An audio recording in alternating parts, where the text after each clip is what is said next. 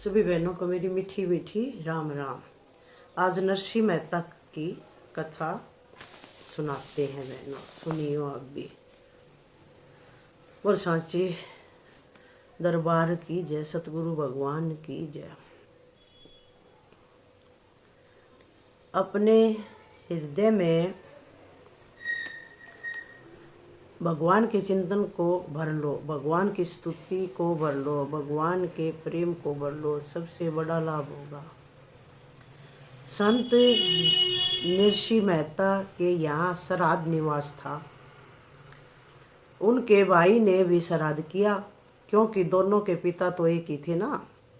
ब्राह्मण देवता को जाकर एक दिन पहले बोलना पड़ता कि हमारे पिता का श्राद्ध है, आप आना।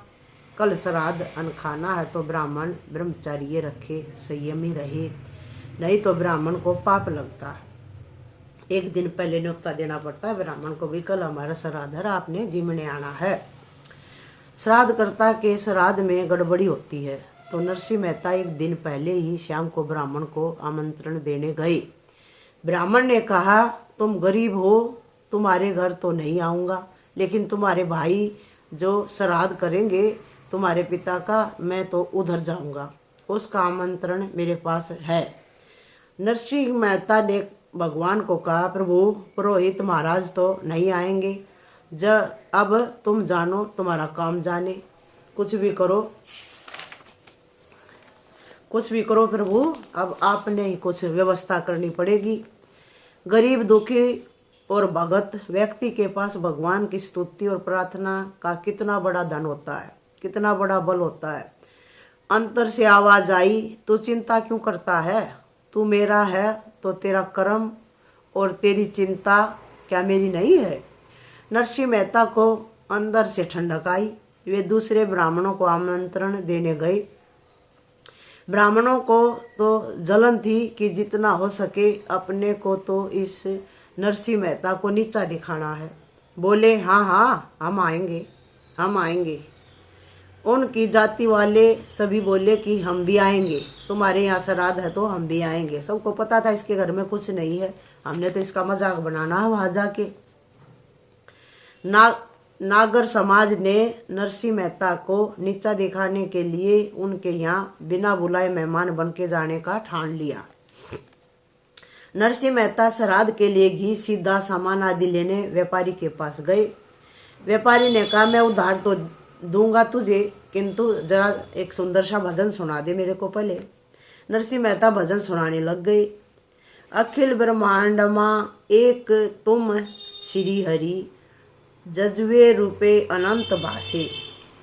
भजन में रस आने लगा तो एक के बाद एक भजन गाने लगे। गाते गाते नरसिंह मेहता को तो पता भी नहीं चला कि श्राद्ध करना है। घी चाहिए, मैदा, बेसन, चिरौंजी चाहिए, बादाम, काली मिर्च, इलायची आदि चाहिए, सब कुछ भूल गए।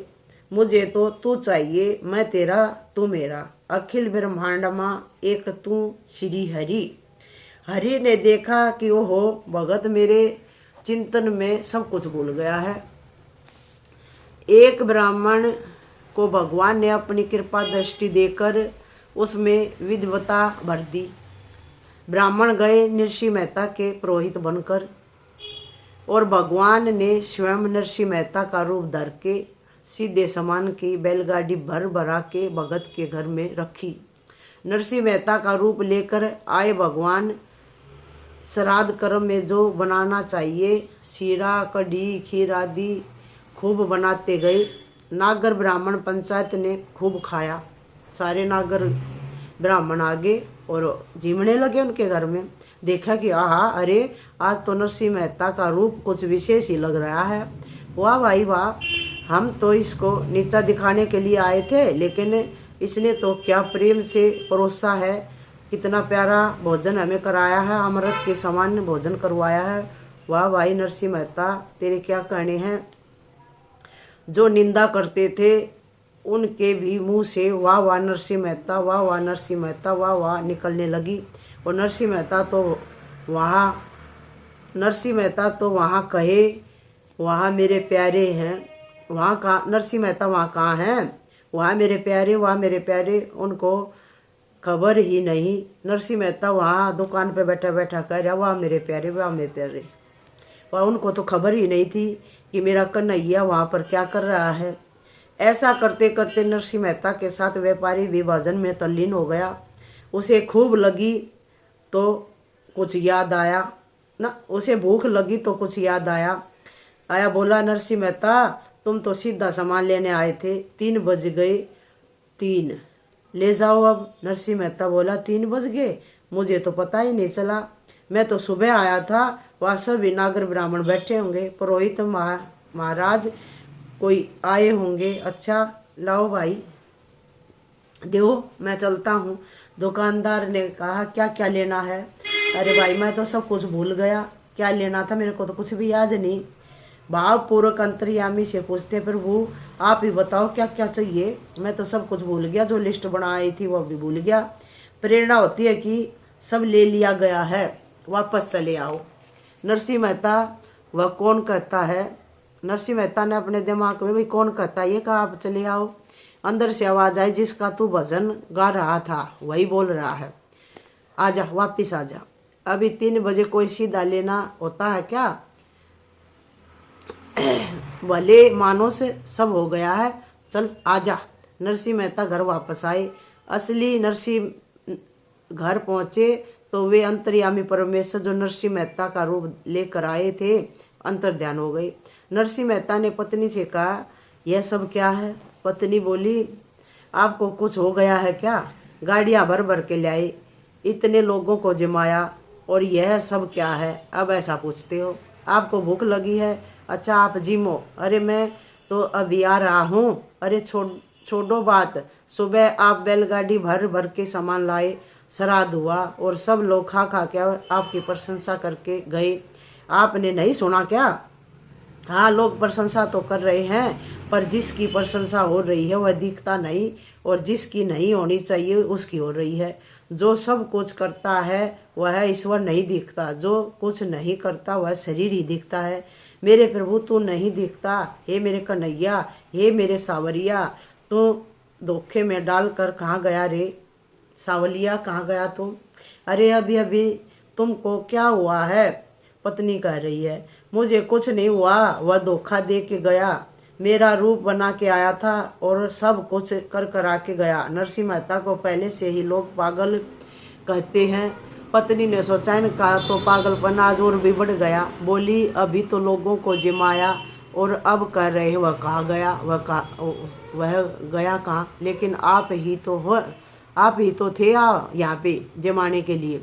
नरसिंह मेहता ने पूरी घटना सुनाई और कहा, विश्वास ना हो तो उस व्यापारी से पूछ ले, मैं तो अभी अभी आया हूँ। अरे आपको कुछ हो गया है? हाँ बात सच्ची है, और मुझे क्या, भगवान करे कि यह सारी दुनिया को हो, जो मेरे को है सारी दुनिया को हो। हम कितने भाग्यशाली हैं, भगवान ने वचन दिया है, अनन्यास चिंतो माँ ये जना पर्युपास्ते तेषाम नित्याम भुक्तानाम योगक्षेम वहामयहम। ये गीता का 8वें अध्याय का 22वां श्लोक है। जो अनन्य भाव से मेरा चिंतन करते हैं उनकी मैं व्यवस्था कर देता हूँ, और जब जिस वस्तु की, जिस व्यक्ति की, जिस सुख की, जिस दुख की जरूरत पड़े उनके विकास के लिए मैं उसका सर्जन कर देता हूँ, और उनका भार वहन करने में मेरे को मज़ा आता है। भगवान मजदूर होने में भी मज़ा लेते हैं, पशु होने में भी मज़ा लेते हैं, भगत को सेवक घोड़ा होने में भी भगवान को मज़ा आता है। ऐसा भगवान दुनिया में कहीं है तो वह भागवत धर्म में है, सनातन धर्म में है, जिसे आँखों से देख सकते हो, हाथ से छू सकते हो, छछियारा छाछ पर नाच सकता है। यदि कोई ऐसा भगवान है दुनिया में किसी मजहब में या धर्म में, तो वह है सनातन धर्म का भगवान है। हम कितने भाग्यशाली हैं। ये नरसिंह मेहता की कथा थी। आपके श्री चरणों में मेरे प्रभु सबका बेड़ा पार करियो। अब ऐसे ये कथा है एक ब्राह्मण की। एक ब्राह्मण था, वो भी अपने बालकपन से ही अपने गुरुकुल में अपने गुरु के ही सेवा करता था और गुरु ने गीता पढ़ने का उनको वो दिया था नियम, भाई गीता का रोज पाठ करो तो तुम्हें भगवान ही मिल जाएंगे। जो भगवान में ध्यान लगाता है तो उसका दुख सुख भगवान अपने आप ही उठाते हैं। तो कथा इस प्रकार है। भाइयों ने मुख मोड़ा लेकिन भगवान का चिंतन ना छोड़ा, कथा का यही शीर्षक है। तो ये ब्राह्मण देवता जो ईश्वर चिंतन में लगे हुए थे तो किसी वस्तु का महत्व नहीं दिया उन्होंने। पति के संकेत अनुसार घर का खर्च चलाने हेतु पत्नी को भी एक एक करके अपना सारा सामान बेच डालना पड़ा। क्यों बेच डालना पड़ा? क्योंकि वो तो भगवान की भक्ति में लीन हो गया, कुछ करता नहीं था और भाइयों ने उसको घर से निकाल दिया। जो इसके हिस्से में आया था थोड़ा थोड़ा करके उसने बेच दिया। पत्नी अपना घर वो सामान बेच बेच के चलाने लगी। तो एक दिन उसके फिर भी ब्राह्मण ने एक एक करके घर का सारा सामान बेच देना पड़ा। फिर भी ब्राह्मण ने भक्ति का मार्ग नहीं छोड़ा। आखिर फिर पत्नी ने कहा, अब तो भगवान मकान भी किराए का है, अपना तो मकान भी नहीं रहा, बर्तन भी नहीं रहे, कपड़े भी नहीं रहे, अब आप क्या करेंगे? ब्राह्मण बोले, क्या करेंगे? जो उसकी मर्जी होगी वही करेंगे। ऐसा कह के सुना अनसुना करके वो तो तालाब किनारे चले गए। रोज के नियम के अनुसार अपना नित्य ध्यान भजन किया, गीता का पाठ किया और अनन्यास चिंतन तो माँ ये श्लोक उसने जो ये पढ़ रखा था। तो जिस श्लोक पर भरोसा था वह इसी श्लोक का रोज नियम से पाठ करता था। जिस श्लोक पर भरोसा था वह श्लोक आते ही ब्राह्मण देव नाराज हो गए। अब यह भगवान का कहा हुआ नहीं है, कोई ऐसे ही आ गया है, किसी विद्वान का लिखा दिया गया है। उस श्लोक पर हड़ताल फेर दी, उस श्लोक को पढ़ने के लिए हड़ताल कर दी। अब मैं ये श्लोक नहीं पढ़ूंगा। उस श्लोक को छोड़ के बाकी का पढ़ा। अगर यह भगवान का कहा हुआ होता तो मेरी इतनी दुर्दशा क्यों होती? झोपड़ा तक बिक गया और आज तक खबर नहीं ली। जो अनन्य भाव से मेरा भजन करता है उसका योग से मैं वहन करता हूँ। इस श्लोक का अर्थ यही है। यह भगवान का वाक्य होता तो पत्नी की यह हालत नहीं होती। एक साड़ी में बेचारी बस दिन और रात महीनों साल गुजार रही है। बस श्लोक पर हड़ताल फेर के अपनी नित्य नियम किया। जब श्लोक पर हड़ताल हुई तो चित्त में थोड़ी गलानी तो हुई, थोड़ा उलाना, थोड़ा भगवान के प्रति जैसे कभी कभी भगत रूठ जाते हैं या नाराज हो जाते हैं या फरियाद करते हैं या थोड़ा अंदर होने लगा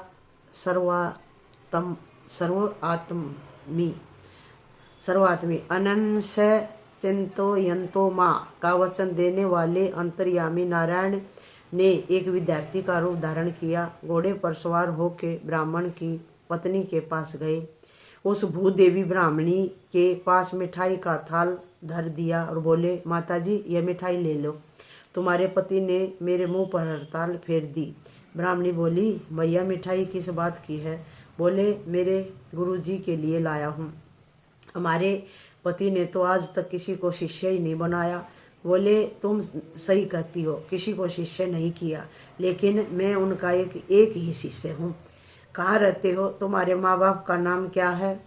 बोले, मेरी कोई माँ भी नहीं है, कोई बाप भी नहीं है, जो जैसा मेरे को बनाता है वैसा ही मैं बन जाता हूँ। यह क्या बोल रहे हो बालक? तुमको कब शिष्य किया है? तुम्हारे पति ने अभी अभी मुझे शिष्य बना दिया, मेरे मुंह पर हड़ताल फेर दी, अब मैं उनका विद्यार्थी हूँ। माता यह थाल रख लो और प्रसाद पाओ। नहीं, मेरे पति की आज्ञा है कि कहीं याचना करना नहीं और कोई दे जाए तो लेना नहीं, यह तुम ले जाओ वापिस। विद्यार्थी हाँ ना करते करते वह थाल छोड़कर जाने लगा। तो वह ब्राह्मणी कहती है कि तुम्हारा पता दे दो, पति आएंगे तो वे यह थाल तुमको पहुंचा देंगे। तुम हठ करके जा रहे हो, अब मैं स्त्री हूँ, कैसे तुमको छूऊं? कम से कम इतना तो बता दो कि कौन सी जगह से, कौन से मोहल्ले से आए हो, तो हम वापस करवा देंगे। बोले, जिस मोहल्ले में भगवान जिस जिस मोहल्ले में भावना कर दोगे उसमें मिला करूँगा, और जब बुलाया करोगे तब आ जाया करूँगा। अभी मैं जाता हूँ, देखो यह घोड़ा बंधा है। तो घोड़ा क्यों छोड़ के जाते हो? ब्राह्मणी ने कहा, हाँ मैं अभी आता हूँ, अभी आता हूँ, फिर आऊँगा, घोड़ा बंधा रहे। ऐसा कह के महाराज वह युवक तो अंतर्ध्यान हो गए। उस समय दिन के 10 बजे थे। पति के वापस आने में अभी 1 घंटे की देरी थी। पत्नी ने विचार करते करते 1 घंटा पूरा किया। पति आए, देखा कि मिठाई का थाल रखा हुआ है, घोड़ा बंधा हुआ है। यह क्या बात है भाई? सोचने लगा। पत्नी ने बताया कि आपका कोई विद्यार्थी दे कर गया है, किंतु मुझे तो जहाँ तक स्मरण है कि आपका कोई शिष्य नहीं है। ब्राह्मण ने बोला, तू तो सब कुछ जानती है, फिर यह कौन सा शिष्य दे गया?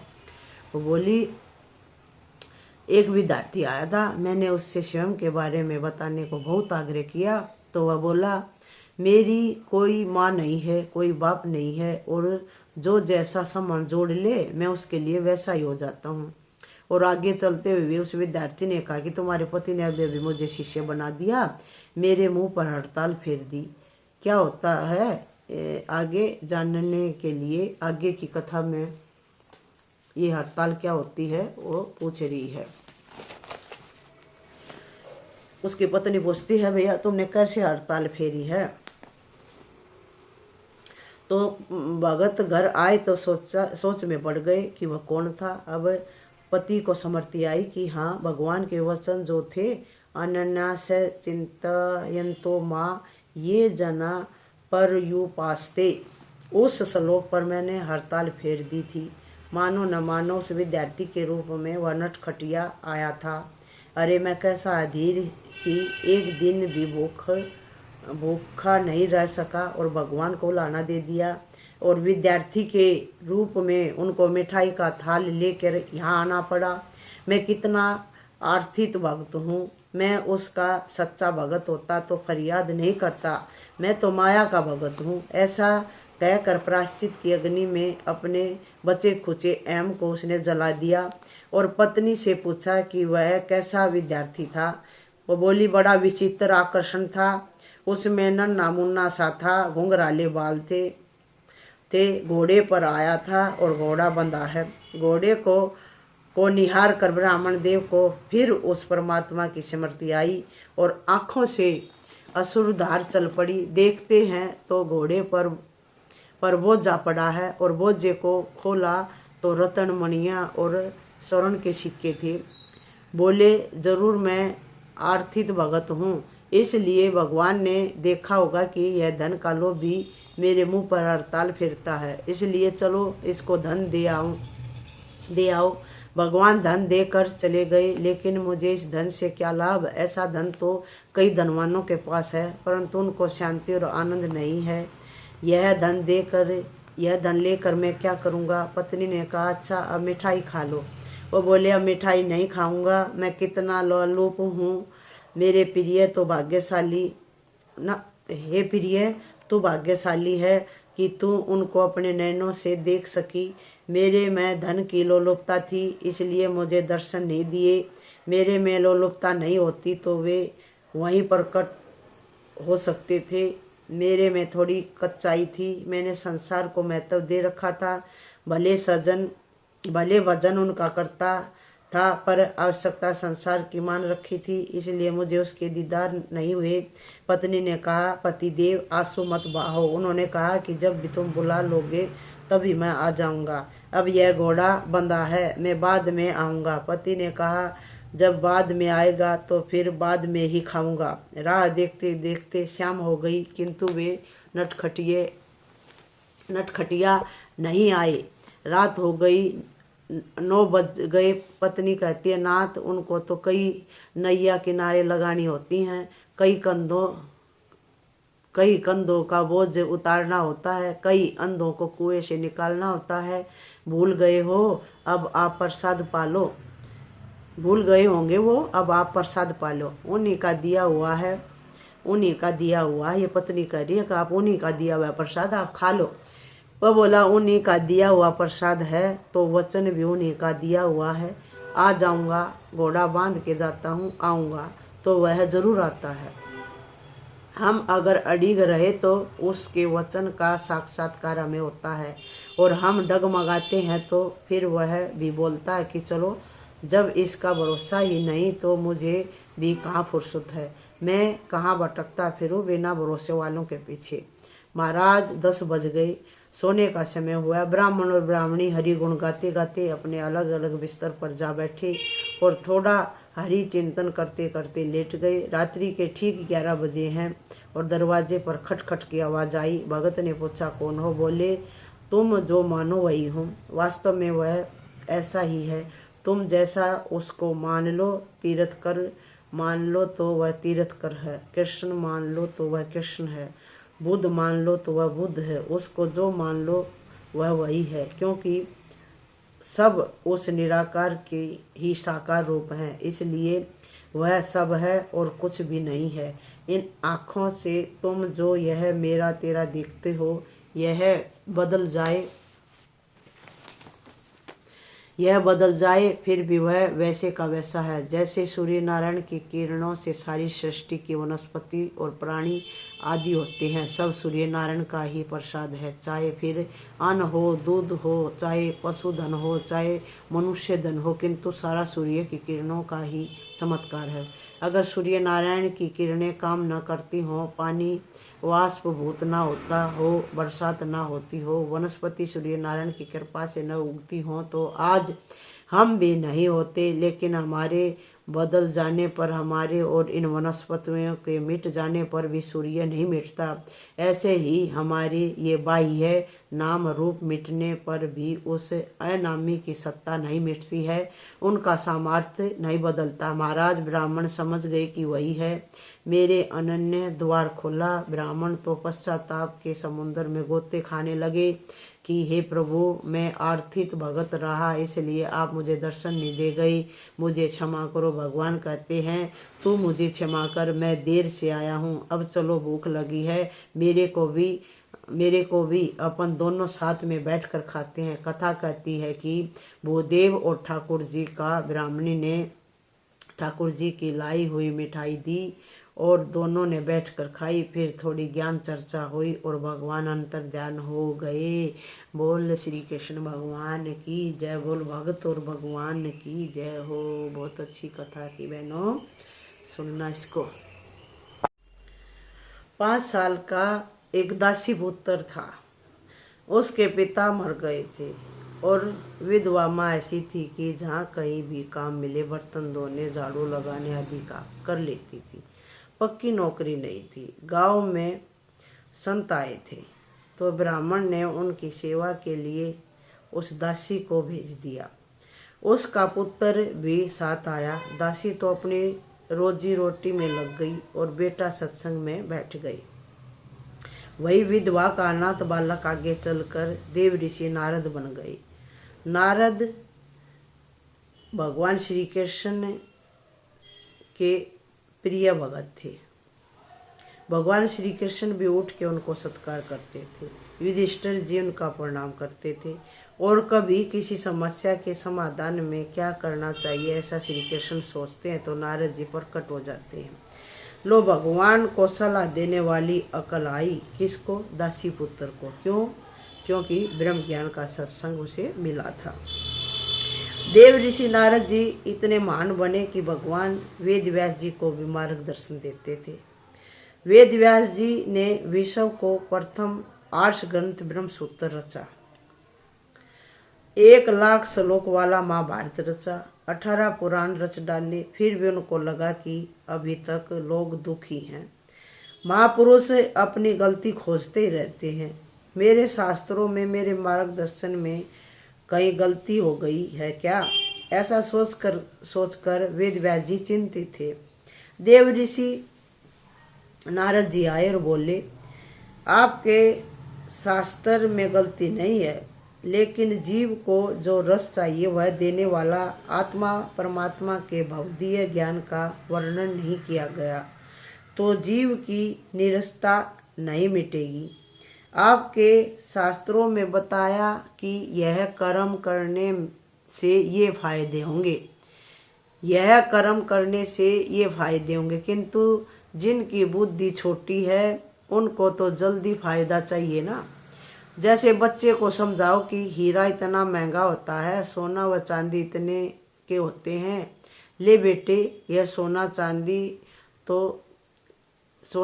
ले ले, तो बच्चा सोना सोना कर देगा। और उसके आगे चॉकलेट, लॉलीपॉप, बिस्कुट आदि रखोगे तो तुरंत उठा लेगा। ऐसा ही आजकल के लोगों का हाल है। देव ऋषि नारद जी आगे समझाते हैं कि आजकल के लोगों की बचकानी बुद्धि है, जल्दी मिलने वाला लाभ देखते हैं परंतु परिणाम का पता नहीं रहता। लोगों को परिणाम का पता न रहे तो आप कितने भी छूट छाट दो और धर्म ग्रंथों को कितना भी उनके लिए अनुकूल करो, पट्टे अंधेरी रात में ही दौड़ा करते हैं। इसलिए अंधेरी रात में उजाला करना है तो श्री मद भागवत की रचना कीजिए, ताकि भगवान की रासलीला, भगवान का माधुर्य, भगवान का चिंतन, मक्खन चोरी आदि आदि लीलाओं से लोगों का मन भगवान के रस में लगे तो नीरस विकार छूट जाएंगे और जीव रसवान हो जाएगा। भगवान वेद व्यास जी ने नारद जी का आदर किया और उनके कहे अनुसार ग्रंथ रचा, श्रीमद् भागवत। यह भागवत कैसा है? श्रीमद् भागवतम पुण्यमायरो आरोग्यता पुष्टि दम। श्रीमद् भागवत आयु बढ़ा देता है, आरोग्य और पुष्टि देता है।